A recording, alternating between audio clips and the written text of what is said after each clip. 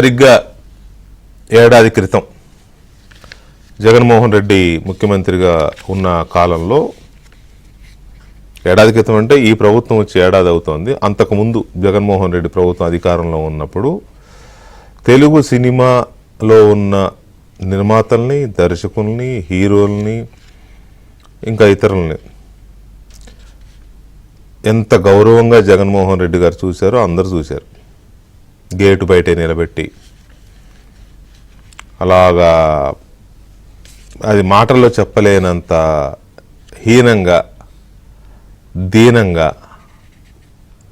వాళ్ళని ఎదురు చూపులు చూపించి దేహి అని అడుక్కునేలాగా చేశాడు జగన్మోహన్ రెడ్డి. ఇది అప్పుడు పెద్ద చర్చ. కొంతమంది అప్పుడు వీళ్ళకి అలాగే జరగాలన్న వాళ్ళు ఉన్నారు, కానీ అది కరెక్ట్ కాదని అందరం అప్పుడు చెప్పాం. నువ్వు పిలిచినప్పుడు ఒక ఇండస్ట్రీ, చిత్ర పరిశ్రమ, కొన్ని వేల మంది కార్మికులు బతికే పరిశ్రమ, కొన్ని కోట్ల మంది ప్రేక్షకులు ఆదరించే పరిశ్రమ, అలాంటి పరిశ్రమని కొన్ని వేల కోట్ల రూపాయల టర్నోవర్ అయ్యే సినిమా ఇండస్ట్రీ అది. అలాంటి ఇండస్ట్రీని నువ్వు గౌరవించాల్సిన బాధ్యత ఉంది. వాళ్ళ సమస్యలు అయితే పరిష్కరించు లేదా చర్చించు అనే సూచనలు చాలామంది చేశారు. కానీ అప్పుడు జగన్మోహన్ రెడ్డి నియంత్రణతో పోకడలతో సినిమాని చాలా చిన్న చూపు చూశాడు. సినిమా వాళ్ళని చాలా కించపరిచే విధంగా బిహేవ్ చేశాడు. అప్పుడే చెప్పాడు జనసేన అధ్యక్షుడు పవన్ కళ్యాణ్ గారు, అలాగే తెలుగుదేశం పార్టీ అధ్యక్షుడు చంద్రబాబు నాయుడు గారు, వీళ్ళంతా అప్పుడే చెప్పారు, సినిమా ఇండస్ట్రీని ఇలా చేయడం సరైన పద్ధతి కాదు.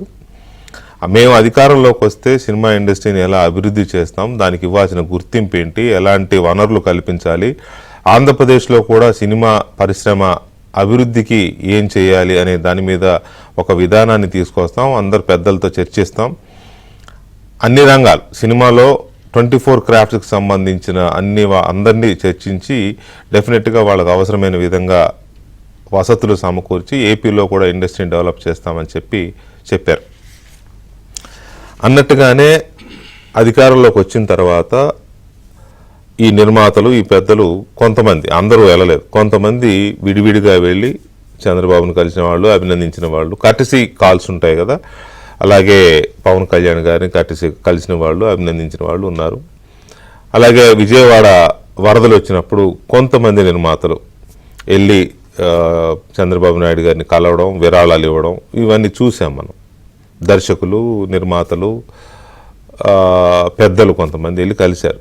బాగుంది, అదే అంతవరకు బాగుంది. కానీ నిర్మాతల సంఘం ఉంది, దర్శకుల సంఘం ఉంది, నటులు ఆర్టిస్టుల అసోసియేషన్ ఉంది, చాలా అసోసియేషన్స్ ఉన్నాయి. ఈ ఏడాది కాలంలో ఒక్క అసోసియేషన్ కూడా వెళ్ళలేదు అధికారికంగా, కొత్త ప్రభుత్వాన్ని కలిసి అభినందించింది లేదు, ఆ సందర్భమే లేదు. ఎందుకని? తీరిక లేదా? లేకపోతే చంద్రబాబు ఎట్లాగూ అందరితో ఫ్రెండ్లీ గవర్నమెంట్ ఇస్తాడు కాబట్టి వెళ్ళకపోయినా ఏం కాదు అనే ఒక టేక్ ఇట్ ఫర్ గ్రాంటెడ్ తత్వమా? లేకపోతే పవన్ కళ్యాణ్ ఎట్లాగూ స్వతహాగా నటుడు కాబట్టి ఇండస్ట్రీకి నష్టం చేసే విధంగానో, ఇండస్ట్రీకి వ్యతిరేకంగానో ఏం చేయడు అనే ఒక అతి నమ్మకమా, ఓవర్ కాన్ఫిడెన్సా అనేది ఒక పెద్ద ప్రశ్న. కట్టేసి మర్యాదలు, మినిమం మర్యాదలు కూడా ఉండాలి కదా. ఓకే, అది లేదు. సినిమా ఇండస్ట్రీలో ఒక నియంతృత్వ పోకడ ఉంది, నలుగురు చేతిలోనే ఇండస్ట్రీ నలిగిపోతోంది అనేది ఒక దశాబ్ద కాలంగా జరుగుతున్న పెద్ద చర్చ. ఆ నలుగురు చేతిలో మొత్తం వ్యవస్థ అంతా వాళ్ళ దగ్గరలో పెట్టుకుని అందరినీ ఆటాడిస్తున్నారు. సినిమా అనేది ఒక ఆట, కానీ వీళ్ళు ఆ ఆటను కూడా వీళ్ళ చేతుల్లో పెట్టుకుని ఆటాడిస్తున్నారు అనే చర్చ ఎప్పటి నుంచో ఉంది. పర్టికులర్గా థియేటర్లకు సంబంధించి 2 రాష్ట్రాల్లో ఉన్న వేల థియేటర్లు వీళ్ళ చేతుల్లో పెట్టుకుని వేరే చిన్న నిర్మాతలకు థియేటర్లు దక్కకుండా చేయడం, లేకపోతే వాళ్ళతో భయపెట్టి వాళ్ళ గుప్పిట్లోకి తెచ్చుకోవడం, లేకపోతే ఆ సినిమాలను వీళ్ళు తీసుకోవడం, థియేటర్ల యజమానులకి వాళ్ళకి ఏమాత్రం గిట్టుబాటు కానీ ఎంతో కొంత ముష్టి పడేసినట్టు పడేయడం, ఇది చాలా కాలంగా జరుగుతోంది. ఎగ్జిబిటర్లు దీని మీద చాలా అసంతృప్తిగా ఎప్పటి నుంచో ఉన్నారు. ఇది వాటిది కాదు సమస్య, సంవత్సరాలుగా ఉంది ఈ సమస్య, కొత్తగా వచ్చింది కాదు. ఇది ఇప్పటి వరకు చెబుతున్నది ఏంటంటే, నాకు ఒక ఆయన ఇవాళ మాట్లాడుతున్నప్పుడు ఒక ఆయన చెప్పింది ఏంటంటే, ఒక 4 లక్షల రూపాయలు థియేటర్ దగ్గర వచ్చింది అనుకోండి, అన్ఎక్స్పెక్టెడ్గా మంచి రెవెన్యూస్ వచ్చినాయి అనుకోండి ఏదన్నా సినిమాకి, నిర్మాత ఏం చేస్తాడంటే 3 లక్షలు తను తీసుకుంటాడు, 1 లక్ష రూపాయలు థియేటర్ యజమానికి ఇస్తాడు. అదే సినిమా కలెక్షన్లో ఒక 20,000 వచ్చినాయి అనుకోండి, నీకు సగం నాకు సగం అంటాడు, పర్సంటేజ్ లెక్కేస్తాడు. అక్కడ బాగా వస్తేనేమో ముందు అనుకున్నట్టుగా ఇంత రెంట్ ఏదో పడేస్తాడు. సో అంతా వాళ్ళ ఇష్టమే. లేకపోతే ఆ థియేటర్లకు సినిమాలు ఎవరు చెప్పిన మాట వినకపోతే ఆ థియేటర్లకు సినిమాలు ఎవరు? ఇప్పటికే చాలా సినిమా హాళ్ళు మూతపడ్డాయి, కొన్ని సినిమా హాళ్ళు ఫంక్షన్ హాళ్ళు అయ్యాయి, డబ్బులు ఉన్న మాల్స్ కట్టారు, కొంతమంది కూల కొట్టేసి అక్కడ అపార్ట్మెంట్లు కట్టారు. అసలు సినిమా ఇండస్ట్రీ పరిస్థితి అంతంత మాత్రంగా ఉంది. కారణాలు చాలా ఉన్నాయి, డిజిటల్ యుగం రావడము, ఓటీటీ యుగం రావడము, లేకపోతే ఇవన్నీ చాలా ఉన్నాయి. అయితే ఈ థియేటర్లకి, డిస్ట్రిబ్యూటర్లకి, ఈ థియేటర్లకి, నిర్మాతలకి, లేకపోతే థియేటర్లకి, ఈ నలుగురికి మధ్య ఉన్న ఈ వివాదం ఎప్పటి నుంచో ఉన్నమాట వాస్తవం. సడన్గా తెర మీదకి వచ్చింది. సడన్గా తెర మీదకి వచ్చి ఒక వారం రోజుల నుంచి చర్చ. ఏంటా చర్చ? వారం 10 రోజుల నుంచి ఏంటా చర్చ? థియేటర్లకు పర్సంటేజ్ ఇస్తారా, రెంట్ ఇస్తారా? థియేటర్ల యజమానులేమో మాకు పర్సంటేజ్ ఇవ్వమని అడుగుతున్నారు, వీళ్ళేమో మేము రెంట్ ఇస్తామంటారు. అది తెగదు ముడిపడదు. చివరికి ఏం చేశారు? మొన్న జూన్ 1వ తేదీ నుంచి థియేటర్ల బంద్ అన్నారు. జూన్ 1వ తేదీ నుంచి థియేటర్ల బంద్ కాల్ ఇచ్చారు. ఎందుకు వచ్చింది సడన్గా ఇది తెర మీదకి? ఇది ఒక పాయింట్ నోట్ చేసి పెట్టుకోవాలి అందరూ. అది మొన్న నిన్న పెద్ద ఎత్తున చర్చ జరిగింది, ఇవాళ ఉదయం వరకు చర్చ జరుగుతూనే ఉంది. ఎందుకు ఈ బంద్ కాల్ వచ్చింది సడన్గా? థియేటర్లు బంద్ చేయడం ఏంటి? థియేటర్ల యజమానుల చేతిలో లేవు. ఇది చాలా కీలకమైన పాయింట్. లీజుదారుల చేతిలో ఉన్నాయి. లీజుదారులు అంటే ఎవరు? మళ్ళీ ఆ నలుగురే. అంటే వాటిని ముయ్యాలన్నా వాళ్లే, తెరవాలన్నా వాళ్లే, అందులో బొమ్మ పడాలన్నా వాళ్లే, బొమ్మ పడొద్దన్నా వాళ్లే. థియేటర్ ఓనర్స్ జస్ట్ ఒట్టి బొమ్మలు అంతే. ఇదంతా ఎందుకు వచ్చింది అని అంటే, మీకు బాగా గుర్తుండే ఉంటుంది, కరెక్ట్గా జగన్మోహన్ రెడ్డి ముఖ్యమంత్రిగా ఉన్నప్పుడు భీమ్లా నాయక్ సినిమా రిలీజ్కి సరిగ్గా 10 రోజుల ముందు ఇలాంటిదే మొదలైంది. జగన్మోహన్ రెడ్డి ఏం చేశాడంటే, థియేటర్లలో వసతులు సరిగ్గా ఉన్నాయా లేవా, టాయిలెట్లు సరిగ్గా ఉన్నాయా లేవా, లేకపోతే అక్కడ రేట్లు ఎంత అమ్ముతున్నారు, చిప్స్ ప్యాకెట్ ఎంత అమ్ముతున్నారు, సమోసాలు ఎంత అమ్ముతున్నారు, భోషణం ఎంత అమ్ముతున్నారు, ఇలాంటివన్నీ పెట్టి రెవెన్యూ వాళ్ళని పెట్టి థియేటర్లలో గడగడలాడించాడు. అది కాకుండా టికెట్ రేట్లు తగ్గించాడు. మినిమం టికెట్ 5 రూపాయలు, 10 రూపాయలు ఇట్లా చేశాడు. ఎందుకు? భీమ్లా నాయక్ పవన్ కళ్యాణ్ సినిమాని దెబ్బ కొట్టాలి అని. పాపం జగన్మోహన్ రెడ్డి గారి ఊహలకు అందని విధంగా ఆ సినిమా హిట్ అయింది. ఆయన అనుకున్న దానికంటే బాగా వెళ్ళింది, అది వేరే విషయం అనుకోండి. సినిమాలో దమ్ముంటే ఎవడేం చేయలేడు. అది ఎందుకు చెప్తున్నానంటే, జూన్ 12వ తేదీన Harihara Veeramallu cinema, Pawan Kalyan cinema release ఉన్న నేపథ్యంలో జూన్ 1న థియేటర్ల బంద్ అనే సినిమా, ఈ థియేటర్ల బంద్ అనే చర్చ ఎందుకు వచ్చింది? దీని పుట్టుక ఎక్కడ? దీని ఆరిజిన్ ఏంటి? ఎవరు దీనికి ఆద్యులు? ఈ ప్రస్తావన ఎందుకు తీసుకొచ్చారు? పవన్ కళ్యాణ్ సినిమాని టార్గెట్ చేస్తూనే ఇది చేశారా? అప్పుడు సినిమా వాళ్ళకు మద్దతు పలికినందుకు, ఇది నా ఇండస్ట్రీ, నేను బతుకుతున్న ఇండస్ట్రీ అని చెప్పి వీళ్ళని వెనకేసుకొచ్చినందుకు, నాకు టాలీవుడ్ పెద్దలు నాకు రిటర్న్ గిఫ్ట్ ఇస్తున్నారా అని పవన్ కళ్యాణ్ హట్ అయ్యారు. చాలా దారుణంగా, చాలా డీప్గా హట్ చేశారు పవన్ కళ్యాణ్ని. ఆయన వాళ్ళ రాజకీయ నాయకుడు అయి ఉండొచ్చు, కానీ ఆయన తెలుగు కళామ తల్లి ముద్దు బిడ్డ. ఆయనకంటూ ఒక స్పేస్ ఉంది అందులో. మీవాడు అలాంటి వ్యక్తి సినిమాని టార్గెట్ చేస్తూ బంద్ కాల్ ఇవ్వడం అనేది ఎంతవరకు కరెక్ట్? ఇక ఇది ముదురుతోంది అని తెలిసి ఉదయం మీటింగ్ పెట్టుకుని మధ్యాహ్నానికి ఆ బంద్ తాత్కాలికంగా వాయిదా వేసాం, బంద్ ఇప్పుడు లేదు, తర్వాత మాట్లాడుకుంటాం, ఈ కమిషన్లు ఏంటి, రెంట్ ఏంటి, ఈ సమస్యను తర్వాత మాట్లాడతాం అన్నారే కానీ సమస్యకి ముగింపు పలకల. అంటే ఎప్పుడైనా ఈ మెడ మీద కత్తి వేలాడుద్ది అనమాట. అంటే వాళ్ళు ఇష్టం వచ్చినప్పుడు మళ్ళీ తెర మీదకి తీస్తారనమాట. సో ఈ విషయం అర్థమైంది. ఎవరికి అర్థం వల్ల వాళ్ళకి అర్థమైంది, పవన్ కళ్యాణ్కి అర్థమైంది. పవన్ కళ్యాణ్ కార్యాలయం, ఉప ముఖ్యమంత్రి కార్యాలయం సుదీర్ఘమైన ఒక నోట్ రిలీజ్ చేసింది. సుదీర్ఘమైన నోట్. ఇది ఎలా ఉంది అంటే ఈ నోటు ఫెడరల్ మనీ చెంప మీద కొట్టినట్టు ఉంది ఈ సినిమా వాళ్ళని, సినిమా ఇండస్ట్రీ పెద్దల్ని.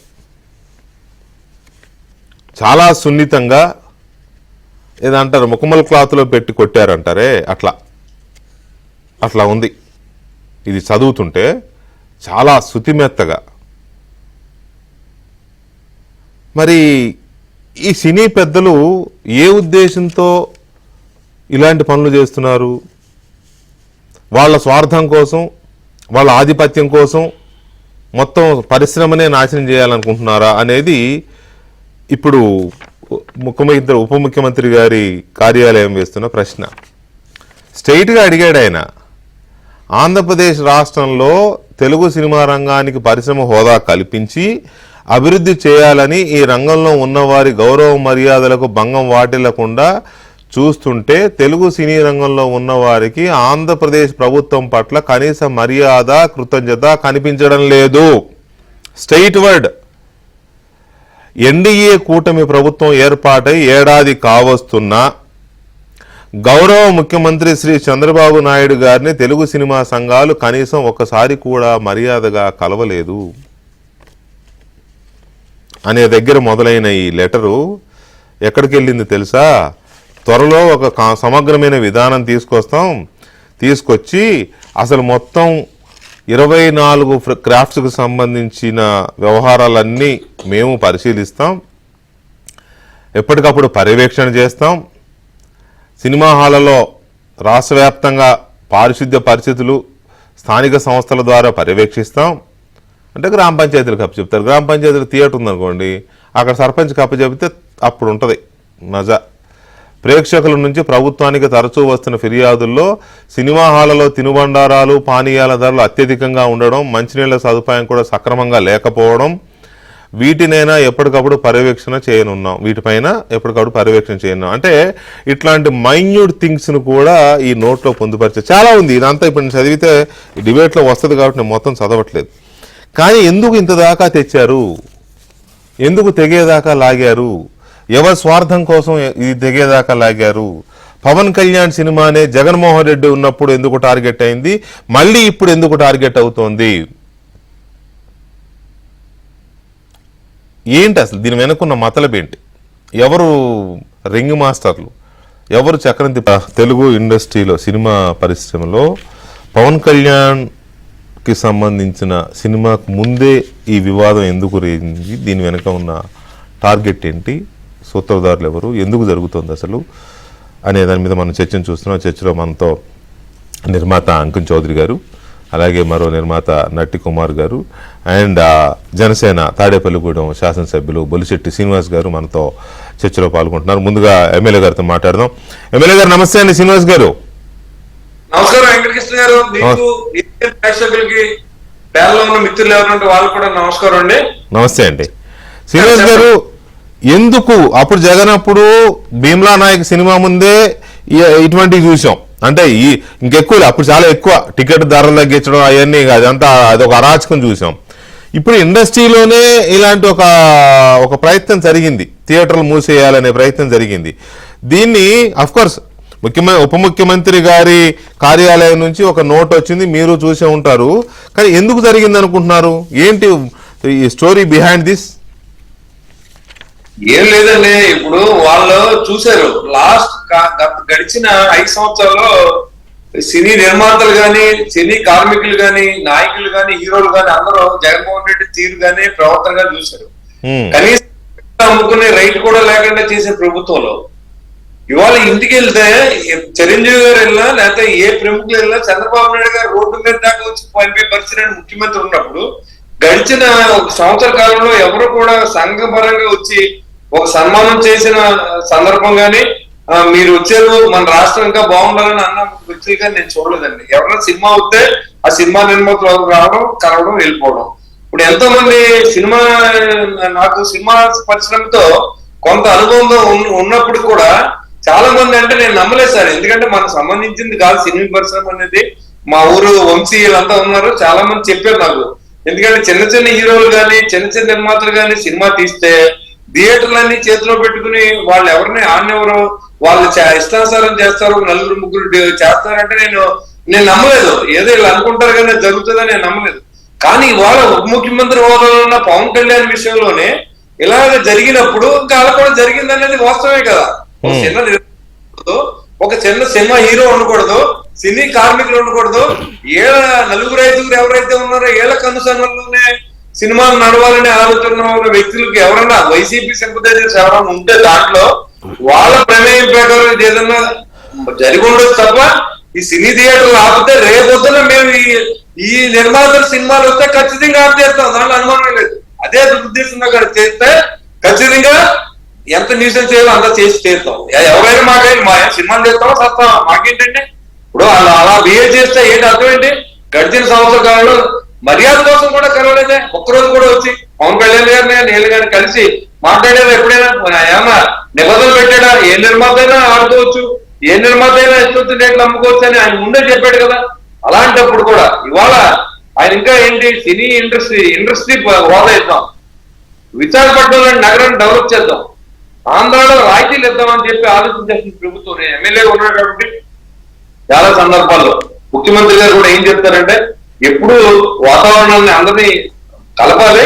అదేవిధంగా చెన్నై నుంచి వచ్చిన హైదరాబాద్ ఎంత డెవలప్ అయింది సినీ ఇండస్ట్రీ గురించి, అదే విధంగా ఇవాళ హైదరాబాద్ నుంచి కూడా మనకు కొంత వస్తే మన జిఎస్టీలు ఇవన్నీ వస్తాయి. ఇక్కడ కూడా వాళ్ళంతా సినిమా షూటింగ్లు చేస్తే చాలా మంది ఇక్కడ బతుకుదేరు ఉంటది, ఎంప్లాయ్మెంట్ ఉంటది, చాలా హోటల్స్ బాగుపడతాయనే ఉద్దేశంతో మరి ఆ ముఖ్యమంత్రి గారు ఉప ముఖ్యమంత్రి గారు ఆలోచించినప్పుడు కనీసం అర్థం చేసుకోకుండా ఈ రోజు వరకు కూడా ఎవరో వచ్చి సార్ మీరేదో ఇండస్ట్రీ ఇస్తారన్నారు ఏంటి, ఫిల్మ్ ఇండస్ట్రీని ఏదో మీరు మీ ఇండస్ట్రీ హోదా ఇస్తారన్నారు ఏంటి, అసలు ఏం చేద్దాం, ఈ ఆంధ్ర రాష్ట్రాన్ని ఏదో బాగు చేయడానికి మా సహాయం మేము చేస్తామా? ఎందుకంటే మేము సినిమా అటు నడుపుకుని తెలుగు రాష్ట్రాల్లో నడుపుకుంటాం. ఆ తెలుగు రాష్ట్రంలో ముఖ్యంగా ఆంధ్ర రాష్ట్రం పెద్ద రాష్ట్రం. ఇక్కడ ఉన్నటువంటి ఈ సినీ నాయకులకి ఏదైతే ఎవరైతే మరి హీరోలు ఉన్నారో వాళ్ళందరికీ అభిమానాలు ఎక్కువ ఉంటాయి ఇక్కడ. మరి అలాంటి చోట కూడా నిర్లక్ష్యం చేసి కనీసం ఈ రోజు వరకు కూడా మాట్లాడిన సందర్భం మనం చూసాం. ఇప్పుడు నేను చెప్పడం కాదు, ఏదో 4-5 రోజులు వాస్తవమే అది. ఇప్పుడు జగన్మోహన్ రెడ్డి ప్రభుత్వంలోనేమో ఇప్పుడు మేము మా అంతా మేము ప్రకటించాం, మా నాయకుడు ప్రకటించాడు, సాక్షాత్తు ముఖ్యమంత్రి గారు చెప్పారు సినిమా ఇండస్ట్రీస్ ఇక్కడ తీసుకురావాలి, వాళ్ళకి ఎన్ని సదుపాయాలు కావాలో వాళ్ళకి ఇవ్వాలి, వాళ్ళకి ఇవ్వాల్సిన స్టూడియోస్ కానీ వాళ్ళకి ఏమైనా స్థలాలు కానీ ఇవ్వాలని చెప్పి మంచి ఆలోచనతో ప్రభుత్వం ఉంటే ఇవాళ ప్రభుత్వం ఎవరో చెప్పిన మాటలని ఇవాళ వేరే వాళ్ళకి మీరు సినిమాలు ఆపుతారా అంటే మీ సినిమాలు వస్తే మేము కూడా సీరియస్ గా తీసుకుంటాం. ఖచ్చితంగా మా దగ్గర ఎంఆర్ఓలు ఉన్నారు, మున్సిపల్ కమిషనర్లు ఉన్నారు, విఆర్ఓలు ఉన్నారు, సచివాలయం అంత సిబ్బందులంతా కూడా థియేటర్ దగ్గర పెడతాం, మినిమం రేట్కి అమ్మిస్తాం, ఎవరు ఆపుతారు చూస్తాం. ఇప్పుడు ఇది కనుక మీరు చేస్తే ఖచ్చితంగా నేను చెప్తున్నా, ఇది జరగకపోతే ఆంధ్ర రాష్ట్రంలో నా పేరు గుర్తు సీనియర్. ఎందుకంటే మీరు ఈ రకమైన కుట్రకు కోణం కనపడితే ఇవాళ జగన్మోహన్ రెడ్డి గారు ఎందుకు వీళ్ళు ఆలోచన చేశారనుకుంటున్నారు? ఈ రకమైన ఆలోచన ఎందుకు వచ్చింది అనుకుంటున్నారు? పవన్ కళ్యాణ్ సినిమా రిలీజ్ కు ముందే దాంట్లో కొంతమంది శ్రీనివాస్ గారు ఒక్క నిమిషం మనకి సినిమాటోగ్రఫీ మంత్రి కందులు దుర్గేష్ గారు టెలిఫోన్ లైన్ లో ఉన్నారు, ఒకసారి మాట్లాడదాం. మినిస్టర్ గారు నమస్తే అండి. నమస్కారం వెంకటేశ్వర గారు. నమస్కారం అండి. బాగున్నారా? బాగున్నాను సార్. మినిస్టర్ గారు, కరెక్ట్ గా జగన్మోహన్ రెడ్డి గారి ప్రభుత్వంలో భీమ్లా నాయక్ సినిమా ముందు చాలా ఎక్కువ కుట్ర జరిగింది, చాలా ఎక్కువ. అవును. టికెట్ రేటు తగ్గించడము, థియేటర్లను బెదిరించడము, అదని ఇదని. ఇప్పుడు ఆ స్థాయిలో జరగలేదు. కానీ ఇండస్ట్రీలోనే కొంతమంది థియేటర్లు మూసేయాలనే స్థాయికి ఎందుకు వెళ్ళారనుకుంటున్నారు? మీ ఉప ముఖ్యమంత్రి గారి కార్యాలయం నుంచి చాలా సీరియస్ నోట్ రిలీజ్ అయింది కదా, ఏంటి, ఎందుకని? ఇది ఖచ్చితంగా మనం ఈ కూటమి ప్రభుత్వం వచ్చిన తర్వాత ముఖ్యమంత్రి చంద్రబాబు నాయుడు గారు, ఉప ముఖ్యమంత్రి పవన్ కళ్యాణ్ గారు ఇద్దరు కూడా సినిమా పరిశ్రమకి చాలా సాదరపూర్వకమైనటువంటి సహకారాన్ని అందిస్తూ వస్తున్నాం. వారికి సినిమా షూటింగ్లకు అనుమతులు కానీ, లేకపోతే ప్రతి సినిమాకి కూడా ఇండివిజువల్ గా వాళ్ళు వచ్చి మాకు ప్రైస్ హైక్ అవ్వాలనేటువంటి మాట అడిగినప్పుడు కూడా మేము కోర్టులతో ఇబ్బంది ఉన్నప్పటికీ కూడా ప్రొడ్యూసర్స్ వెల్ఫేర్ దృష్టిలో పెట్టుకుని వాళ్ళకి ఈ టికెట్ రేట్లు కూడా పెంచడానికి కూడా కోఆపరేట్ చేశాం. అన్ని చేసిన సందర్భంలో ఎప్పుడైతే పవన్ కళ్యాణ్ గారి సినిమా హరిహర వీరమల్లు రేపు జూన్ 12వ తారీఖున రిలీజ్ అవుతుందన్నప్పుడు ఈ అంశం తెర మీదకి వచ్చింది. దీని వెనక ఉన్నది ఏమిటనేటువంటి ఆలోచన తప్పనిసరిగా చేయాలనే ఉద్దేశంతో నిన్న నేను హోమ్ సెక్రటరీ గారితో మాట్లాడానండి. దీని మీద విచారణ లోతుగా చేయాలనేటువంటి మాట కూడా చెప్పడం జరిగింది. దాని మీద కూడా ఇప్పుడు మేము ఖచ్చితంగా చేస్తాం. ఎందువల్లంటే ఇదేదో కొంతమంది గుత్తాధిపత్యంగా కాకుండా అందరికీ ఉపయోగపడేలా ఉండాలి పరిశ్రమ అనేటువంటి విషయంలో అధికారంలోకి వచ్చిన వెంటనే పవన్ కళ్యాణ్ గారు నిర్మాతల్లో ప్రముఖులందరితో కూడా మన విజయవాడలో మీటింగ్ పెట్టారు. చెప్పారు, మీకు ఏ అవసరం ఉన్నా సరే చెప్పండి, మా సినిమాటోగ్రఫీ మంత్రి మీకు అందుబాటులో ఉంటాడు అని చెప్పారు. అదే విధంగా ఇవాళ వరకు ఈ సంవత్సర కాలం కూడా మనం చాలా ఫుల్లెస్ట్ కోఆపరేషన్ అందిస్తూ వచ్చామండి. మనం ఖచ్చితంగా మీకు ఇంత సడన్ గా ఈ సమయంలోనే ఎందుకు ఈ ఇష్యూ రేజ్ అయింది? అసలు థియేటర్లకి లీజుకి తీసుకోవడం లేకపోతే పర్సంటేజ్ సిస్టమ్ అనేటువంటిది చూస్తే లీజుకి తీసుకోవడం అనేది వాళ్ళ కొత్తగా లేదు, 10 ఏళ్ల నుంచి ఉంది. వాళ్ళ కొత్తగా మళ్ళీ పర్సంటేజ్ అనేటువంటి మాట వినపడడానికి కారణం ఏంటి? అది కాకుండా ఇప్పుడు నిజం చెప్పాల్సి వస్తే మీరు కూడా గమనించే ఉంటారు వెంకటకృష్ణ గారు, ఇవాళ థియేటర్లు నిర్మించినటువంటి ఏ యజమాని కూడా సినిమా థియేటర్లు నడపట్లే. అవును, వాళ్ళు లీజుకి ఇచ్చేసి వాళ్ళు తప్పుకున్నారు. ఇప్పుడే తెలిసింది నాకు 1700 థియేటర్లు ఉంటాయి 2 రాష్ట్రాల్లో, 1300 థియేటర్లు 4 చేతిలో ఉన్నాయంట. టోటల్ గా అంతేనండి. ఇప్పుడు మొత్తం అక్రాస్ ది స్టేట్ ఎక్కడ చూసుకున్నా, నాట్ ఓన్లీ ఇన్ ఆంధ్రప్రదేశ్, నేను తెలంగాణ కూడా థియేటర్స్ అన్ని కూడా లీజుకి వెళ్ళిపోయినాయి తప్పితే ఎక్కడా కూడా ఈ పర్సంటేజ్ల్లో ఓన్ థియేటర్లు ఉన్నటువంటి యజమానులు నడుపుతున్నటువంటి సంస్థ కాదు ఇది. ఇవాళ ఇది సడన్ గా ఈ 10 ఏళ్ల తర్వాత, 10 ఏళ్ల క్రితం ఏర్పడినటువంటి సిస్టమ్ తర్వాత ఇవాళ మళ్ళీ ఈ సినిమా రిలీజ్ టైంకి ఎందుకు ఈ రకమైనటువంటి పరిస్థితి ఉత్పన్నం అయిందనేటువంటిదే ప్రశ్న. దీనికోసం ఇవాళ మేము ఎంత ఎంకరేజ్ చేద్దామన్నా, ముఖ్యమంత్రి గారు ఎంత నిబద్ధతతో ఉన్నా, ఉప ముఖ్యమంత్రి గారు ఎంత నిబద్ధతతో ఉన్నా కూడా వీళ్ళకి ఎంకరేజ్మెంట్ చేయాలంటే మాకు వాస్తవాలు బయటికి రావాలండి. ఎందుకు ఇలా జరుగుతుంది, లేకపోతే ఈ రకంగా పవన్ కళ్యాణ్ గారి సినిమా టైంలో ఈ రకమైనటువంటి పరిస్థితి రావడానికి కారణం ఏంటి? దీని మీద పూర్తిగా వివరాలు తెలిస్తే తప్పితే భవిష్యత్తులో ఏ రకమైనటువంటి కోఆపరేషన్ మేము ఇవ్వాలన్నా కూడా ఈ ప్రాతిపదిక మాకు అవసరం. అంటే ప్రాథమికంగా మీరు జర్నలిస్ట్ గా కూడా పనిచేశారు, ప్రాథమికంగా ఎందుకు ఇది జరుగుతోంది, ఎందుకు ఇది జరిగింది అనే ఏమన్నా ఒక ప్రాథమికమైన అనుమానం గానీ ఏమన్నా ఉందా, వచ్చిందా?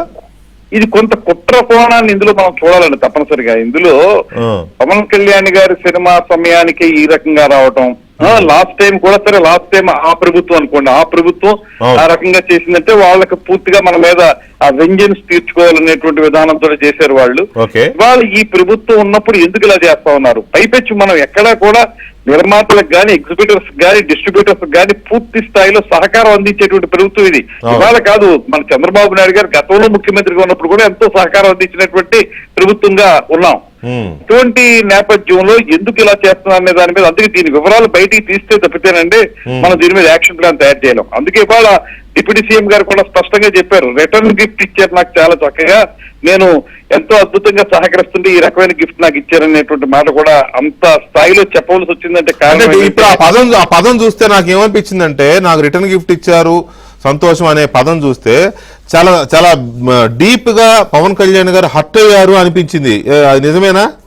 100% అండి, 100%. ఎందువల్లనంటే నేను దగ్గర నుంచి పరిశీలిస్తున్నాను కాబట్టి రెగ్యులర్ గా సినిమాటోగ్రఫీకి సంబంధించినటువంటి అంశాలు ఎప్పుడైనా సరే ఏ అంశం వచ్చినా కూడా ఆయన ఒకటే మాట చెప్పారు నాకు కూడా, మనం సినిమాకి సంబంధించి ఎంత మేలు చేయగలిగితే అంత మేలు చేద్దాం, ఎక్కడ ఏ సినిమాకి కూడా ఆ టికెట్ రేట్లు పెంచుకునే విషయంలో కూడా ఏ ఇబ్బంది పెట్టద్దు, వెంటనే క్లియర్ చేద్దాం. నిజం చెప్పాలండి వెంకటేష్ గారు, మీకు మాట చెప్పాలి, ఈ మనకి పాలసీ కొత్తగా తీసుకొద్దాం అనుకుంటున్నాం. పాత పాలసీలో ఏముందంటే ఒక రకమైనటువంటి విధానం ఉంటే కోర్టులకు వెళ్ళిపోతున్నారండి చాలా మంది ఇంత రేట్లు పెంచినందుకు. అవును. కోర్టుకు వెళ్ళిపోయినప్పుడు వీఆర్ ఆన్సరబుల్ అండి. యాజ్ గవర్నమెంట్ వీఆర్ ఆన్సరబుల్ అవుతుంది. మా హోమ్ సెక్రటరీ గారు వాళ్ళు వెళ్ళాల్సి వస్తుంది కోర్టుకి. వాళ్ళు చెప్తున్నారు ఏమంటే పాలసీలో ఇవి లేనప్పుడు మీరేమో ఇచ్చేయమంటున్నారు, ప్రొడ్యూసర్స్ కి హెల్ప్ చేయమంటున్నారు, మీరు చేస్తాం బానే ఉంది, మా కోర్టుకి వెళ్ళి తిరగాల్సి వస్తుంది మేము అనే మాట చెప్తున్నారు. అవన్నీ కూడా ఫేస్ చేస్తూ కూడా మనం ఇవాళ ప్రత్యేకంగా వాళ్ళకి కోఆపరేట్ చేసి ఏ సినిమా అడగండి ఇప్పుడు దాకా ప్రొడ్యూసర్లు అడిగి పెద్ద ప్రొడ్యూసర్లు కానీ చిన్న ప్రొడ్యూసర్లు కానీ ఎవరు అడిగినా కూడా ప్రతి ఒక్కరికి కూడా పూర్తి స్థాయిలో సహకారం అందించాం. ప్రతి సినిమాకి వారి వారి స్థాయిని బట్టి మేము టికెట్ రేట్లు పెంచుకోవడానికి అవకాశం కల్పించాం. మేము ఇబ్బందులు పడుతూ కూడా ఇంత బాగా చేస్తున్నప్పుడు ఈ ఉప ముఖ్యమంత్రి గారు స్వయంగా ఆయన సినిమా రంగం నుంచి వచ్చారు, వాళ్ళతో మాట్లాడుతున్నారు, ఇంకా ఏమన్నా కావాలంటే చేస్తూ ఉంటారు. కొత్త పాలసీ తీసుకురావడానికి కూడా త్వరలో కమిటీ వేస్తున్నాం. ఆ పాలసీలో పదే పదే మీరు వచ్చి మమ్మల్ని టికెట్ల రేట్ల గురించి అడగకుండానే అందరికీ ఒకే ఆమోదయోగ్యమైనటువంటి విధానాన్ని తీసుకొచ్చి మీకు కోఆపరేట్ చేయాలని ప్రయత్నం చేస్తా ఉన్నాం. ఇన్ని చేస్తున్నప్పుడు దీని వెనకాల కుట్రకోవడం లేదని ఎలా అనుకుంటారు చెప్పండి? ఈ సమయంలోనే ఈ మాట ఎత్తుకోవడం బంద్ ఏంటి సార్? అవును, థియేటర్లు బంద్ ఏంటి? అసలు ఇక్కడ నేను అడిగానండి మా ఈస్ట్ వెస్ట్ గోదావరి డిస్ట్రిక్ట్స్ లో ఎగ్జిబిటర్స్ ని, మేమెవరో సుముఖంగా లేవండి బంద్ చేయడానికి, ఎందుకు బంద్ చేస్తామండి, వ్యాపారం ఇప్పటికే నష్టపోయి ఉన్నాం, మళ్ళీ బంద్ చేస్తే ఇంకా నష్టం మాకు అనేటువంటి మాట వాళ్ళు చెప్తున్నారండి. ఇది ఎందుకు ఈ రకమైన వాతావరణం కల్పిస్తున్నారు అనే దాని మీద ఖచ్చితంగా మనం నిజాన్ని నిగ్గుదీయాలంటే అప్పుడు తీస్తే తప్పితే మేము ఏ యాక్షన్ ప్లాన్ తీసుకోలేము. అయితే మినిస్టర్ గారు ఇక్కడ ఒక విషయము, లాస్ట్ క్వశ్చన్, ఇప్పుడు చాలా మంది హీరోలు కంటే ఎక్కువ స్టార్డమ్ ఉన్న స్టార్ పవన్ కళ్యాణ్ గారు, అందులో సందేహమే లేదు కదా. 150 కోట్లు 200 కోట్లు రెమ్యూనరేషన్ తీసుకుంటున్నారు చాలా మంది హీరోలు. ఈయన రెమ్యూనరేషన్ వాళ్ళతో పోల్చుకుంటే చాలా తక్కువ తీసుకుంటారు. ఒకటి, ఆ తీసుకున్న రెమ్యూనరేషన్ మొత్తం గ్రామ పంచాయతీలు కానీ రైతులు కానీ లేకపోతే ఇంకోళ్ళకు పంచిపెట్టేస్తూ ఉంటాడు. సొంత డబ్బులే కదా అవన్నీ పంచిపెట్టేస్తూ ఉంటారు. సో ఇలాంటి ఒక సోషల్ అవుట్లుక్ ఉన్న వ్యక్తికి సంబంధించిన సినిమా మీదనే ఎందుకు ఇంత కక్ష కట్టినట్టు బిహేవ్ చేస్తున్నారు వీళ్ళు? అప్పుడు జగన్మోహన్ రెడ్డి ఉన్నప్పుడు కానీ ఆయన లేకుండా ఇప్పుడు ఉన్న వాళ్ళు కానీ ఏంటి దీని వెనక ఉన్న ఏదో ఉందండి, అదేంటని? అదేదండి ఇప్పుడు దాన్నే మేము కూడా పూర్తిగా మీ మాటలతో ఏకీపిస్తాం. 100% కూడా దీంట్లో ఏదో కుట్రకోణం దాగి ఉంది, దీన్ని బయటికి లాగాల్సినటువంటి అవసరం ఉంది. దానికోసమే ఇప్పుడు మేము ఎంక్వైరీ కూడా వేయించామండి. ఆ ఎంక్వైరీలో పూర్తిగా తెలుస్తాయి. ఎందుకంటే ఈ వాళ్ళు నిజంగా ఇవాళ అర్జెంట్ గా పెట్టిన మీటింగు ఎవరైతే ఈ ఫిల్మ్ ఛాంబర్ వాళ్ళు పెట్టుకున్నారో ఈ మాట బయటకు వచ్చినప్పుడు ఏది జూన్ 1 నుంచి థియేటర్లు బంద్ అనేటువంటి మాట బయటకు వచ్చినప్పుడు ఎందుకు క్లారిఫికేషన్ ఇవ్వలేదండి వారు?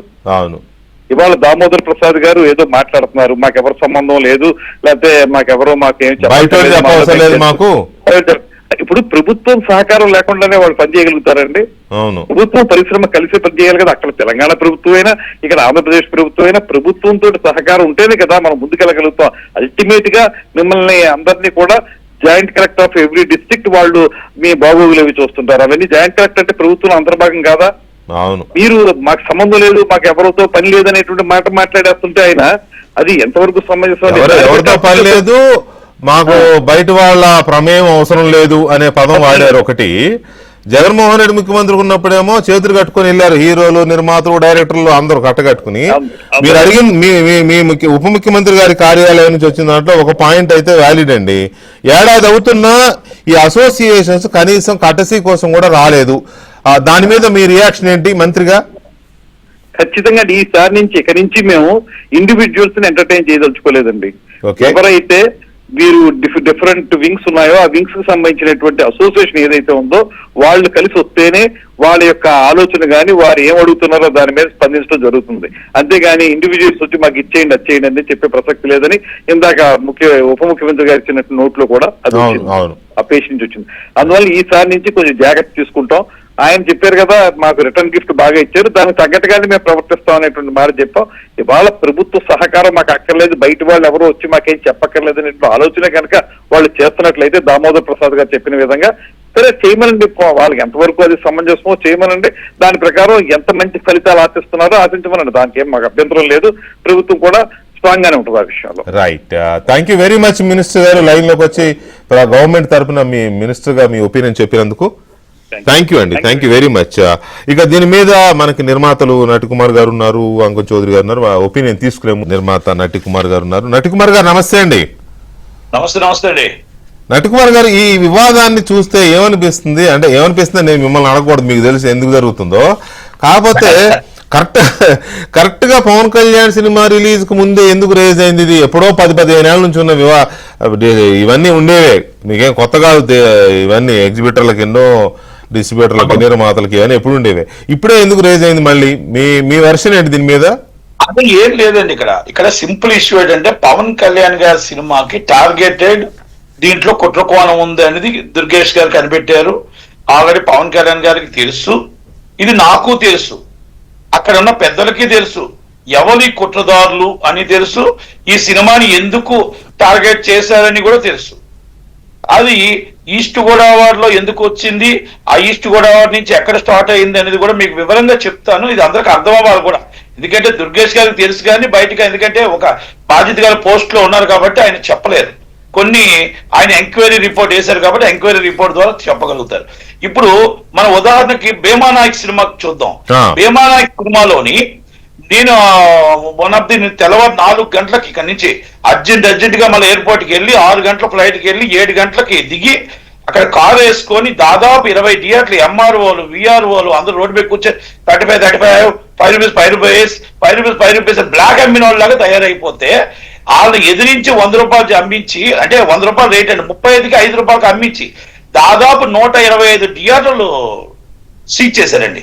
అప్పుడు నేను వైసీపీకి సపోర్ట్ లో ఉన్నాను, వైసీపీ సపోర్టర్ గానే ఉన్నాను అప్పుడు గవర్నమెంట్ కి. అంటే ఒక కుట్టర్ కోణం అండి, పవన్ కళ్యాణ్ గారి సినిమాని దెబ్బ కొట్టాలి అనేది ఓకే, ఆయన పొలిటికల్ గా ఆయన ఎలిమి అవ్వచ్చు, వాళ్ళకి వైసీపీకి ఎలిమి అవ్వచ్చు కనుక ఆ ఎలిమి ద్వారా దెబ్బ తీయాలి అనుకున్నారు. కానీ సినిమా హిట్ అవడంతో దెబ్బ తీయలేకపోయారు. అది మీకు తెలుసు, నాకు తెలుసు.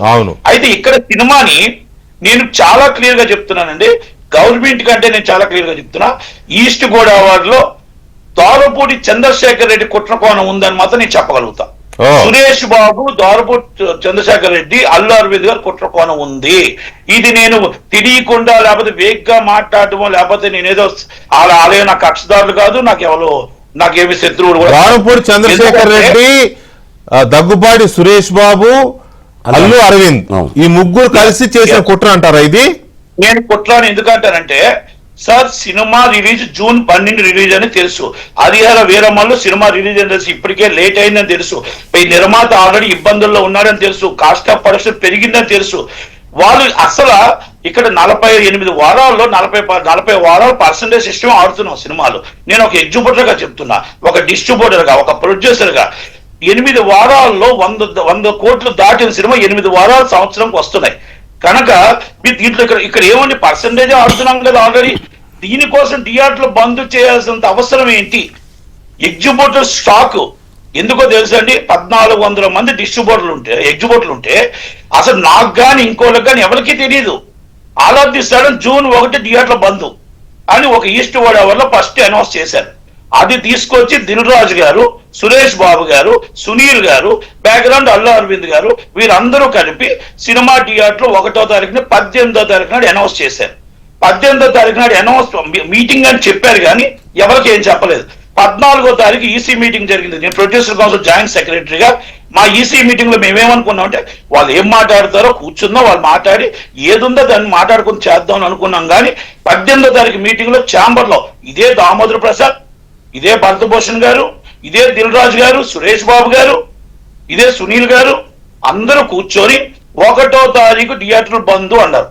1వ తారీఖు థియేటర్ బంద్ అంటే ఏంటి? రేపు 12వ తారీఖు సినిమా రిలీజ్ ఉంది హరిహర వీరమ్మలో, రేపు 5వ తారీఖు అనౌన్స్మెంట్ మన కమల్ హాసన్ గారి సినిమా ఉంది, కుబేరా ఉంది, పిచ్చేస్తున్నారా అని ఒక్క మాట గాని లేకపోతే ఈ బంద్ మీ ఆపమని గాని ఏమీ చెప్పకుండా announcement is bandh, decided is blackmailing చేసుకొని బయటకు వచ్చారు.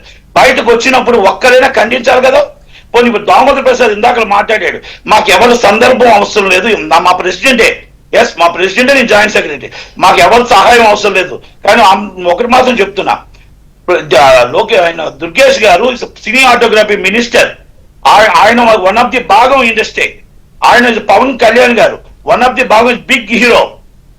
అందరూ ఇక్కడ బయట వాళ్ళు ఎవరు లేరు. ఒకటి మీరు దాంట్లో అంత మాట్లాడారు కదా, మీరు 18వ తారీఖు నాడు మీటింగ్ లో థియేటర్ బంద్ అని మీ దగ్గర మీరు ఖండించారా? మరి మీరు అబ్జెక్షన్ చేశారా? మరి మీటింగ్ పెట్టారు. మీటింగ్ పెట్టి ఎప్పుడైతే దుర్గేష్ గారు నిన్న మా ఎప్పుడైతే విచారణకు ఆదేశించారో 11 గంటలకు మెసేజ్లు వచ్చాయి, అందరికి అర్జెంట్ అని. వచ్చి 11 గంటలకి నేను ముందే చెప్పాను, మీరు కావాలంటే యూట్యూబ్ లాట్లో చూసుకోండి, ఇది మామూలుగా మాకు ఏమీ సంబంధం లేదు అని తీసుకు తూతు మంత్రం చేస్తారు అని. అంటే వీళ్ళు కావాలని ఒక కుట్ర. ఈ కుట్ర ఏంటో తెలుసా అండి? హరిహర వీరమల్లు డిస్ట్రిబ్యూషన్ గొడవ. అంటే థియేటర్లు మా చేతుల్లో ఉన్నాయి, ఇది డిస్ట్రిబ్యూషన్ అనేది మైత్రి మూవీస్ అనేది టాప్ లెవెల్లోకి వెళ్తుంది, సితారా అనేది ఒక టాప్ లెవెల్లోకి వెళ్తుంది. అంటే వాళ్ళు ఇప్పుడు సినిమాలు అనేది పెద్ద సినిమాలు వాళ్ళు చేస్తున్నారు. ఇప్పుడు దిల్ రాజు అవ్వచ్చు, సురేష్ బాబు గారు అవ్వచ్చు, అరవింద్ గారు అవ్వచ్చు, వాళ్ళు థియేటర్లు వాళ్ళ చేతుల్లో ఉన్నాయి, 1400 థియేటర్లు 1300 చేతుల్లో ఉన్నాయి. వాళ్ళు ఏంటంటే ఇప్పుడు డిస్ట్రిబ్యూషన్ కోసం అవతల కాసి అక్కడ బడ్జెట్ హెవీ అయ్యింది. ఆ డిస్ట్రిబ్యూషన్ కోసం మాకు తెలిసిన ఇండస్ట్రీ బాగోట్ ఏంటంటే ఆ డిస్ట్రిబ్యూషన్ హరిహర వీరమల్లు తీసుకోవడం కోసం, తగ్గించి తీసుకోవడం కోసం ఇది డ్రామా ఆడారు అనేది.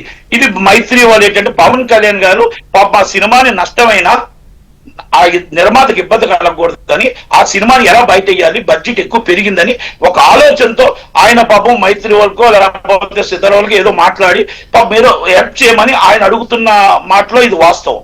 కానీ ఇక్కడ గేమ్ ఆడారు. ఈ గేమ్ ఆడి సినిమాని మొత్తం టోటల్ గా థియేటర్లు మా చేతుల్లో ఉన్నాయి, మీరు బయట వాళ్ళకి ఇస్తే సినిమా ఇవ్వం అని ఇండైరెక్ట్ గా బ్లాక్ మెయిలింగ్ చేయాలని ప్రయత్నం చేశారు. రైట్ నటికుమార్ గారు, అంటే ఏదో ఒక రకంగా వాళ్ళు అనుకున్న రేటుకి హరిహర వీరమల్లు డిస్ట్రిబ్యూషన్ కొట్టేయడం కోసం, మైత్రి మూవీ మేకర్స్ ని బ్లాక్ మెయిల్ చేయడం కోసం ఈ థియేటర్స్ బంద్ అనే ఒక దాని లీజు వీళ్ళదే, లీజ్ దాని నలుగురు చేతిలోనే 1300 థియేటర్లు ఉన్నాయి కాబట్టి దాన్ని అడ్డం పెట్టుకొని ఈ స్కెచ్ చేశారనేది మీరు చెప్తున్న ఒక కాన్స్పిరసీ యాంగిల్. 100% నేను ధైర్యంగా చెప్పగలిగాను, చాలా మంది చెప్పలేరు. 100% ఇది వాస్తవం. రెండోది నేను ఒక్కటి అడుగుతున్నా, మీరు థియేటర్ బంద్ ఎందుకండి? దిల్ రాజుకి థియేటర్ ఓనర్షిప్ కాదు, లీజ్ ఓనర్. నీకు నష్టం వస్తుంది కదా, వదిలే. సురేష్ బాబు థియేటర్ ఓనర్ కాదు, ఒక శ్యామల థియేటర్ తప్ప, వదిలే థియేటర్ వదిలేయండి. వీళ్ళందరూ వదిలేసేమనండి. అల్లు అరవింద్ గారు 40 థియేటర్లు ఈస్ట్ గోదావరిలో, కృష్ణా జిల్లాలో ఉన్న థియేటర్లు అన్ని ఉన్నాయి, ఆయన వదిలేమనండి. ఇప్పుడు ఎగ్జిబిట్లోకి ఇస్తే ఇప్పుడున్న పద్ధతిలో థియేటర్ల వల్ల నష్టం వస్తుందని అనుకున్నప్పుడు లీజ్ ఎందుకు వదిలేయచ్చు? Correct point. అది కాదు సార్, బంద్ అని ఈ లెవెల్ సార్, ఈ లెవెల్ బంద్ అని అనౌన్స్ చేయడానికి ఇప్పుడు ఒక ఎగ్జిబిటర్ కూడా బంద్ అని అనలేదు సార్. ఏ మాట కామాట పొరపాటు కూడా ఎనీ ఎగ్జిబిటర్ ఒరిజినల్ ఎగ్జిబిటర్ ఎవరు అనలేదు, ఎవరు సొంత ఓనర్ థియేటర్ సొంత ఓనర్లు ఎవరు కూడా బంద్ అనేది రాలేదు వాళ్ళ నోటి నుంచి. రైట్, ఒక్క నిమిషం కుమార్ గారు ఒక్క నిమిషం అండి. అంకు చౌదరి గారు, మీరు కూడా అబ్జర్వ్ చేస్తారు కదా దీన్ని, గడిచిన వారం 10 రోజులుగా ఎప్పటి నుంచో చూస్తున్నారు. ఈ 10 రోజుల నుంచి వస్తున్నది, ఇప్పుడు ప్రభుత్వం మాట్లాడింది, పవన్ కళ్యాణ్ గారు ఆఫీస్ నుంచి వచ్చిన ఈ నోటు, ఇందాక దుర్గేష్ గారు చెప్పింది, ఇప్పుడు కుమార్ గారు చెప్పింది, ఇవంతా చూస్తే ఏంటి అసలు ఇందులో కుట్రకోణం ఏంటి? మైత్రి మూవీ మేకర్స్ కోసం జరుగుతుందా, పవన్ కళ్యాణ్ గారి సినిమా టార్గెట్ గా జరుగుతుంది? ముందుగా మీకు వెంకటకృష్ణ గారు, ఏబిఎన్ ఆంధ్రజ్యోతికి ఈ రోజు ఈ కార్యక్రమంలో పాల్గొన్న బొలిశెట్టి శ్రీనివాసరావు గారికి, అలాగే మా సోదరుడు నటికుమార్ గారికి, వీక్షకులందరికీ కూడా శుభ సాయంత్రం అండి. 100% నటికుమార్ గారి మాటలతో నేను ఏకీభవిస్తున్నాను నిస్సందేహంగా. ఇప్పుడు థియేటర్లు మేము బంద్ చేస్తున్నామని చెప్పని సొంతంగా నడుపుకుంటున్న ఏ ఒక్క థియేటర్ అయినా మాట్లాడారా? ఎవరు మాట్లాడలేదు. మీకు నష్టం వస్తుందని వాళ్ళని రెచ్చగొట్టి కొంతమంది శాతం, 1-2% మాట్లాడిస్తే ఈ రోజు వాళ్ళు స్వయంగా నేను విన్నాను, ఛాంబర్ మీటింగ్ తర్వాత స్వయంగా నేను అన్నాను, వాళ్ళు ఏమన్నారంటే మమ్మల్ని రెచ్చగొట్టారు, మాకు ఇప్పుడు కానీ అర్థం కావట్లేదని చెప్పని ఈరోజు వాపోతున్నారు.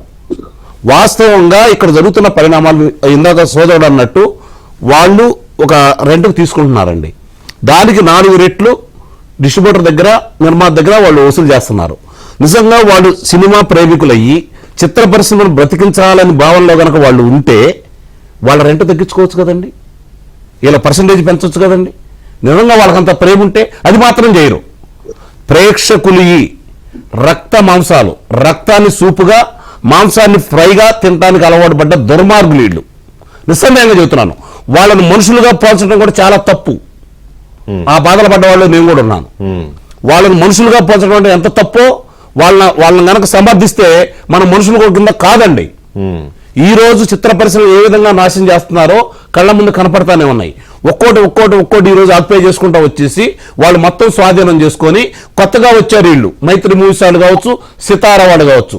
కొంచెం సంస్కరణలు తీసుకొద్దాం, చిత్ర పరిశ్రమ మనం నిర్మాతలం కదా. ఈ రోజు నేను పేరు పెట్టి చెబుతున్నానండి, ఇప్పుడు ఆయన కూడా చెప్పాడు కదా, సురేష్ ఫిలిం డిస్ట్రిబ్యూషన్ ఉంది, సురేష్ బాబు గారు ఉన్నారు, సురేష్ ప్రొడక్షన్స్, సురేష్ ఫిలిమ్స్ నిర్మాతగా ఆయనకు స్టూడియో ఉంది. ఒక్క సినిమా తీయట్లా చూడండి, కదా చాలా కాలం అయింది. ఒక్క సినిమా తీయట్లా. ఎన్ని సంవత్సరాలు అయింది సినిమా తీసి? ఒక 7 సంవత్సరాలు దాటింది సినిమా తీయట్లా. రెండోది ఒక్క సినిమాను కూడా ఆయన కొన్ని రిలీజ్ చేయట్లా, ఒక్క సినిమాను కూడా కొన్ని రిలీజ్ చేయట్లా. శుభ్రంగా అంతా అయిపోయిన తర్వాత నాలాంటి వాడు లేకపోతే కుమార్ గారు అంటే కొంచెం సమర్థుడు, నోరేసుకుని ఆయన చేయాల్సిందంతా ఆయన చూస్తే ఒక భయం. ఇప్పుడు నా బొట్టి ఆడు ఏదైనా తీశారనుకోండి, విడుదల సమయానికి నా దగ్గర డబ్బులు ఉండవు, సినిమా చాలా బాగుంటది, అప్పుడు వచ్చి చూస్తారు.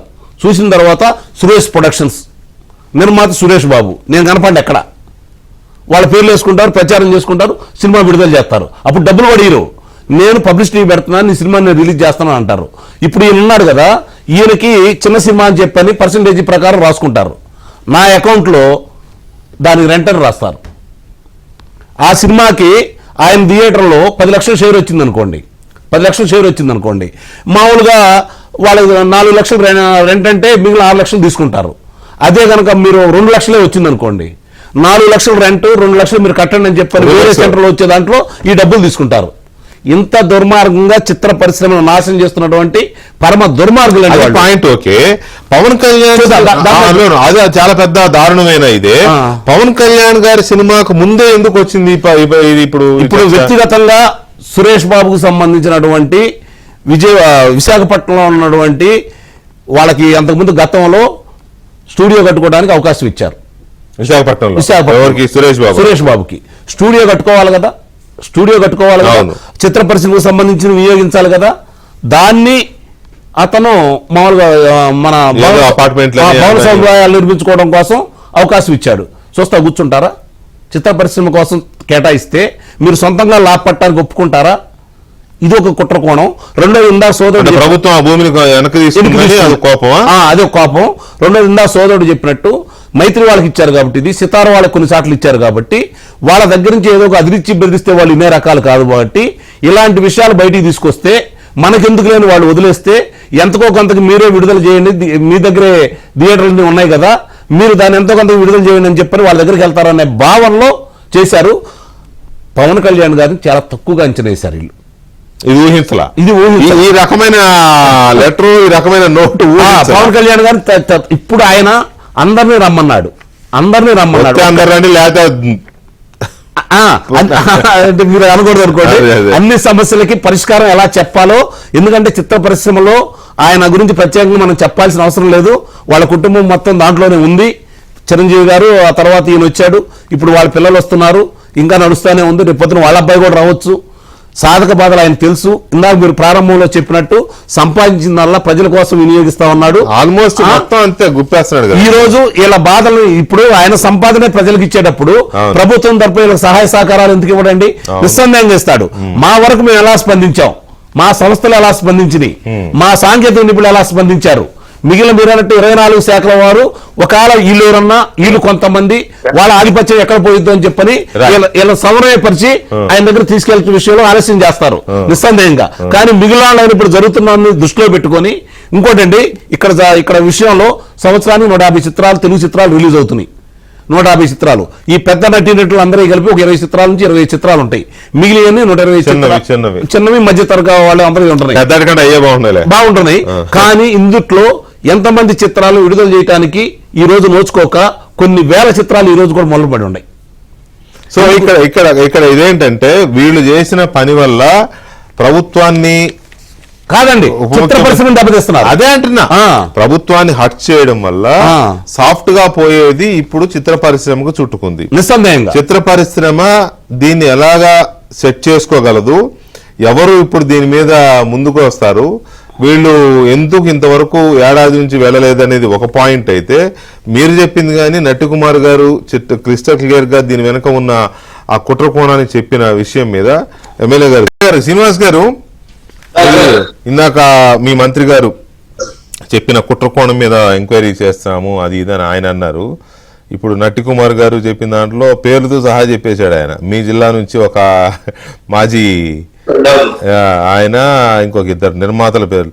నాకు అర్థం కాదు ఏంటంటే వీళ్ళంతా ఒకే ఫ్యామిలీ కదా సినిమా వాళ్ళు. సరే చంద్రశేఖర్ రెడ్డి గారు అంటే పోనీ మీకు వ్యతిరేకి, రాజకీయంగా ప్రత్యర్థి. ఇది కుట్రకోణాన్ని మీరు ఎలా చూస్తున్నారు, ఎలా విశ్లేషిస్తారు?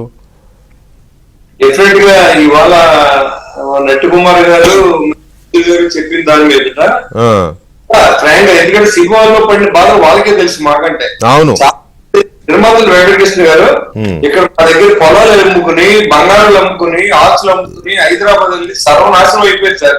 చిన్న థియేటర్లు అని చేతిలో పెట్టుకుని థియేటర్లు ఇవ్వకుండా చాలా ఇబ్బంది పెట్టే వాళ్ళందరినీ ఆ సినిమాలు ఓటీటీలో అయ్యగాడు కొనుక్కున్న సందర్భం కూడా నాకు తెలుసు సార్. కానీ నట్టి కుమార్ గారు, చౌదరి గారు అంటే వాళ్ళు సినిమా ఇండస్ట్రీలో ఉండి దాంట్లో భాషగా వాస్తవాలు చెప్పగలిగారు.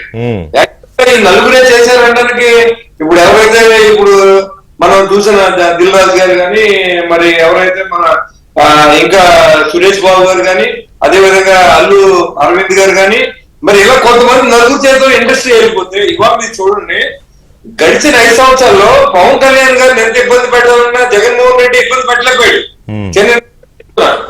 ఈ రోజు ఈ నలుగురిని కూడా అవసరం మారుస్తాం. నేను అది కూడా చెప్తున్నా, జనాన్ని మోటివేట్ చేయగలం. వీళ్ళ చాలా మంది నిర్మాతలు చావు కారణం అయ్యారని, చాలా మంది సినిమా హీరోలు ఇబ్బంది పడ్డారని కూడా మేము తెలియజేయడం జరిగింది. ఎందుకంటే ఇవాళ ఎంత పట్టుదలగా తీసుకుంటే, మేత పట్టుదలగా తీసుకుంటాం. 154 మంది ఎమ్మెల్యేలు ఉన్నాం. ఇవాళ కూటమిలో ప్రతి చోట అక్కడ జగన్మోహన్ రెడ్డి ఒకటే తీసుకుంటాడేమో, ఇక్కడ ప్రతి జనసేన నాయకుడు ప్లస్ అందరు ఎమ్మెల్యేలు కూడా థియేటర్ కంట్రోల్ తీసుకుంటాం. రేపు పొద్దున 7 సినిమాలు వస్తాయి. ఇది కనుక జరిగిందంటే ఖచ్చితంగా ఏళ్ళే మారుస్తారు జనం. ఇప్పుడు ఏళ్ళు రాకూడదు బాబు అని నిర్మాత కూడా ఇవ్వని సందర్భాలు ఉంటాయి.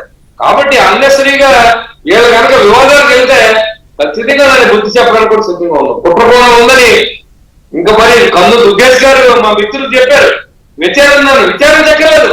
వాళ్ళు నట్టి కుమార్ గారు అదే ఇండస్ట్రీలో ఉండి అంత ఓపెన్ గా మాట్లాడి, చౌదరి గారు ఓపెన్ గా మాట్లాడినప్పుడు డెఫినెట్ కుట్రకోణం ఏంటి, దీనిలో అనుమానం ఏంటి?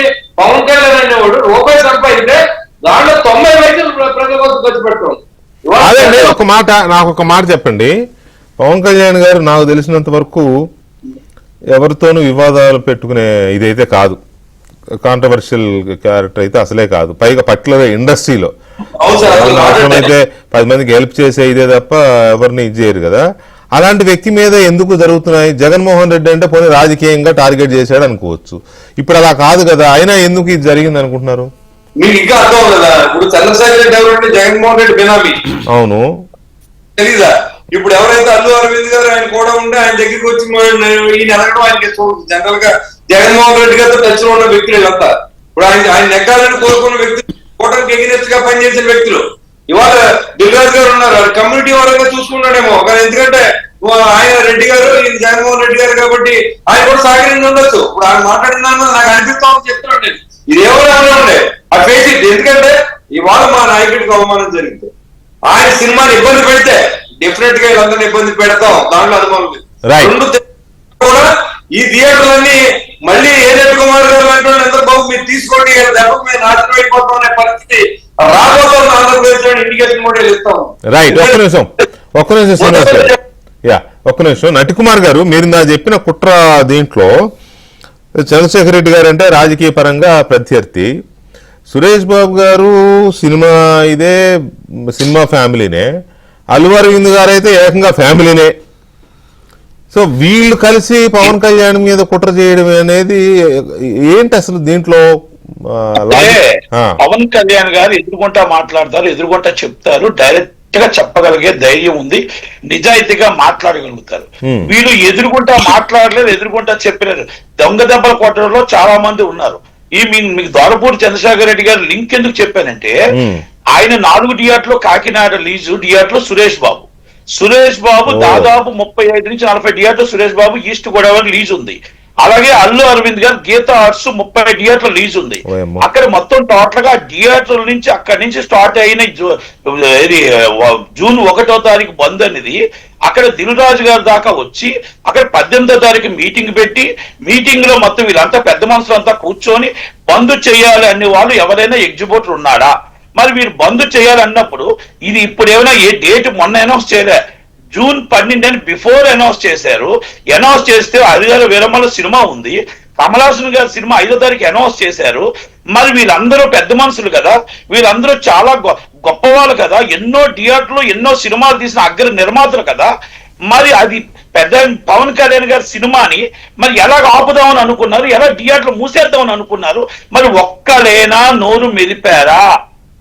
మరి దీంట్లో కుట్రకోణం ఉందంటారా? వీరే కదా మీటింగ్ పెట్టింది, వీరే కదా జూన్ 1 బంద్ అని చెప్పింది. 12వ తారీఖు నాడు సినిమా రిలీజ్ కి ఇక కుట్రకోణం కూడా మళ్ళీ మీకు చెప్తానండి. సినిమాని ఏం రత్నం గారు నిర్మాతకి బడ్జెట్ ఎక్కువైంది.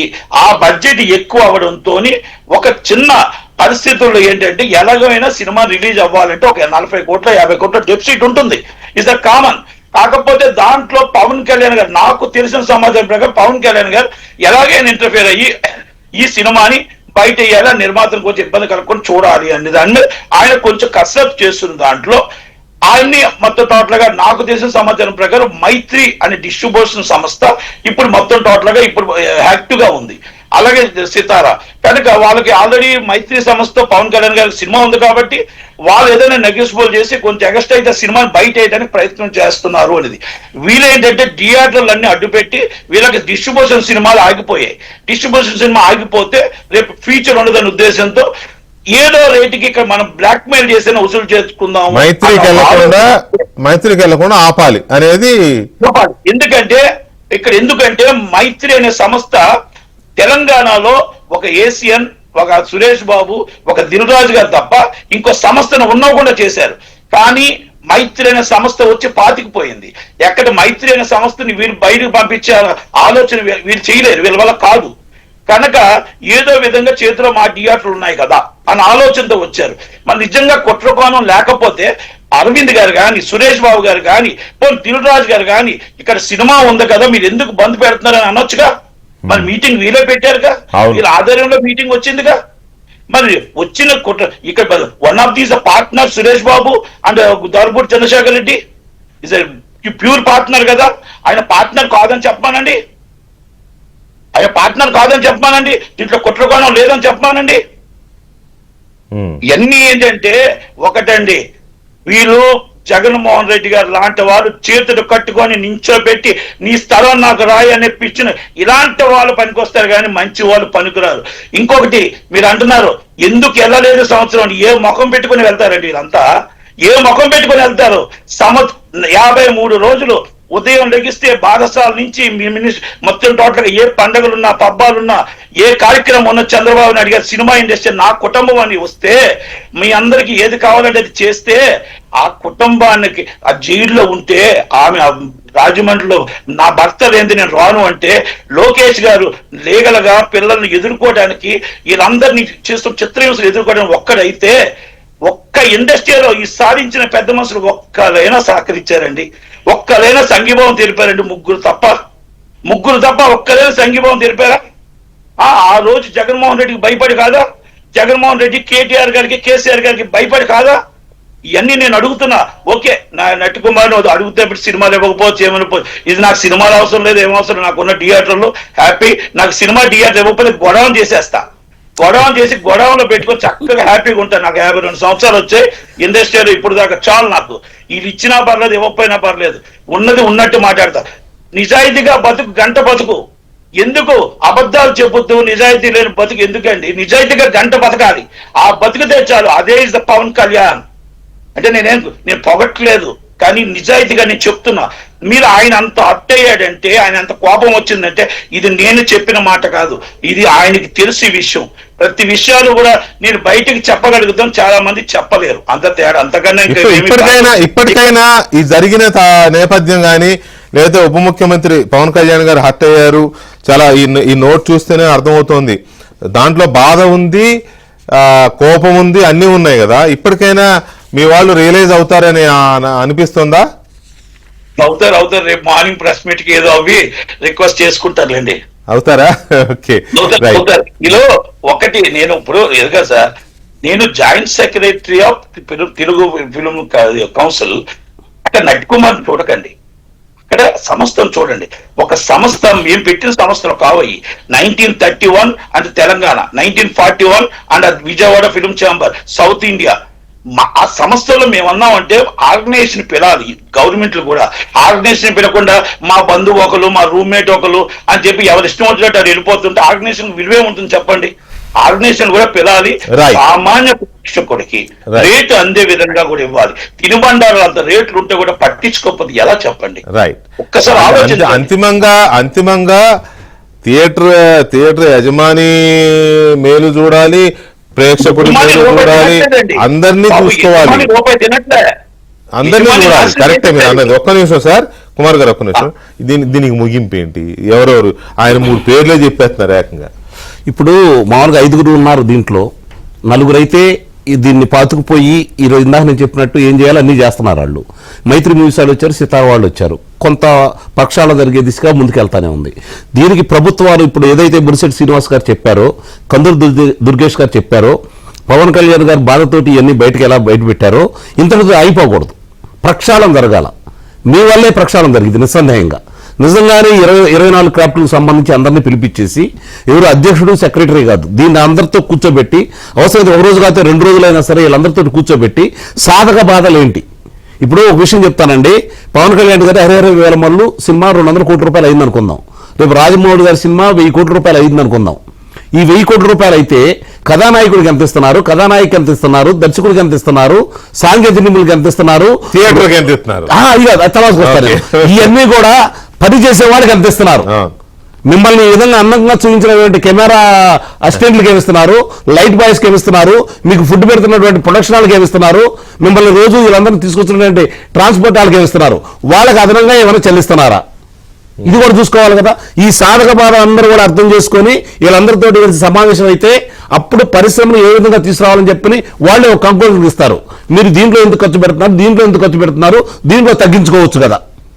ఇట్లా థియేటర్ వాళ్ళ దగ్గర ఈ విధంగా ఇప్పుడు నటికుమార్ గారు అంటే వాళ్ళ థియేటర్లు ఉన్నాయి, ఆయన చూసుకుంటాడు, దాని గురించి ఇబ్బంది లేదు. ఆయనకి ఇచ్చేవాళ్ళు ఆయనకి ఇస్తారు, ఆయన సినిమాలు రిలీజ్ చేస్తారు, దాని గురించి ఇబ్బంది లేదు. మిగిలిన వాళ్ళందరూ ఎందుకు నిలబడలేకపోతున్నారు? ఇందాక ఆయన చెప్పినట్లు నిజంగానే వీళ్ళు ఎవరు మాట్లాడట్లేదు. నిజంగా థియేటర్ వాళ్ళు ఎవరు మాట్లాడట్లేదు. లీజుకు తీసుకున్న వాళ్ళు మాట్లాడుతున్నారు. మీకంత కష్టం ఉంటే, నష్టం ఉంటే, ఇబ్బంది ఉంటే, మీకంత మనోవేదన ఉంటే వదిలేసేయండి. మీకంత సిగ్గు నెగ్గు లేదా, చీము నెత్తు లేదా? మరి మీరు ఎందుకు అట్లా వ్యాలిడ్ పాయింట్. మీరు ఎందుకు ఆలోచించట్లేదు? చిత్ర పరిశ్రమ లీజుకు తీసుకుని మరి నష్టాలు భరించాల్సిన కర్మ మీకేంటి? వాళ్ళు పడతారు కదా. ఇవన్నీ వదిలేసి మీరు ఇంకా ఇప్పుడు సంపాదించింది చాలకుండా ఇంకా సంపాదించుకోవాలని చెప్పని ప్రేక్షకులను ఇబ్బంది పెడుతున్నారు, నిర్మాతలే ఇబ్బంది పెడుతున్నారు. ఏం సాధించుకుంటారు? ఏం చేసుకుంటారు? ఈ ధనమంతా పోయినప్పుడు తీసుకెళ్తారు ఎవరన్నా? ఇంతమంది మానక్షోభ గురి చేస్తూ, ఇంతమందిని ఇబ్బంది పెడుతూ, ఇంతమంది శాపనార్థాలు పెడతా ఉంటే మిమ్మల్ని మీరు నిజంగానే ఎందుకండి ఇలాంటి వ్యక్తికి